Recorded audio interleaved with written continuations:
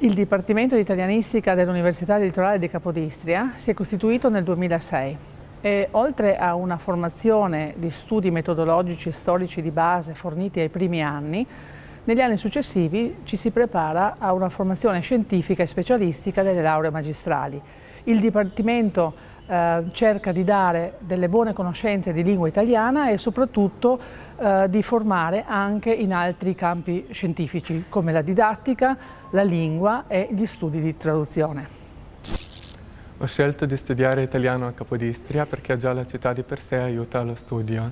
Infatti qui si sente parlare molto in italiano e la gente ha abitudini tipicamente italiane. Oltre a questo ho scelto di studiare qua perché le classi sono solitamente piccole e lo studio diventa quasi individuale. Per i professori non siamo solo un numero, ma ci conoscono per nome. Penso che se si voglia imparare una lingua bisogna viverla e per questo ho scelto la Facoltà di Studi Umanistici a Capodistria, perché qua si vive la lingua italiana. Ogni anno facciamo anche una gita in diverse regioni italiane.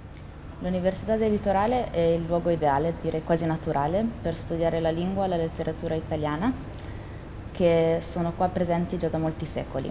Il corso di laurea non accresce soltanto la competenza linguistica, ma porta lo studente ad avere la padronanza della cultura italiana nei suoi aspetti più vari.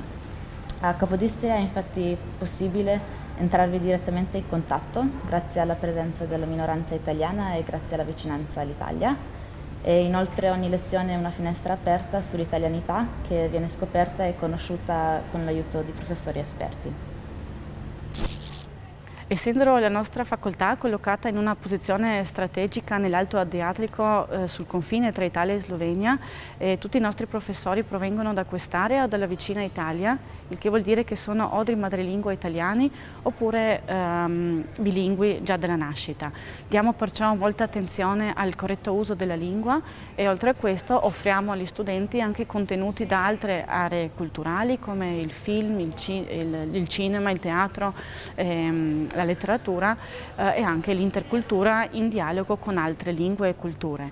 Nella nostra facoltà abbiamo istituito il sistema di tutoraggio, il che vuol dire che ad ogni matricola viene assegnato uno studente del terzo o quarto anno che lo aiuta nella scelta delle materie, nello studio stesso e anche nelle attività extracurriculari.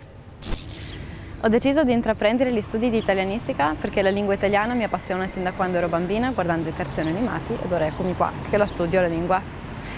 Le esperienze che si fanno all'università sono, oserei dire, indispensabili per la crescita interiore ed espansione della lingua e la cultura italiana e nel mezzo del cammin si conoscono un sacco di persone alle quali sarai per sempre grato per quello che ti hanno portato nella vita. Quest'anno ho deciso di intraprendere gli studi all'estero in Erasmus e consiglio a chi ne ha la possibilità di fare questa scelta. Lo studio dell'italiano a Capodistria non offre soltanto la possibilità di approcciarsi alla lingua, bensì proprio alla cultura. Capodistria, infatti, essendo un vero e proprio crocevia di culture, dà molto peso a due elementi fondamentali, l'interculturalismo e la multiculturalità.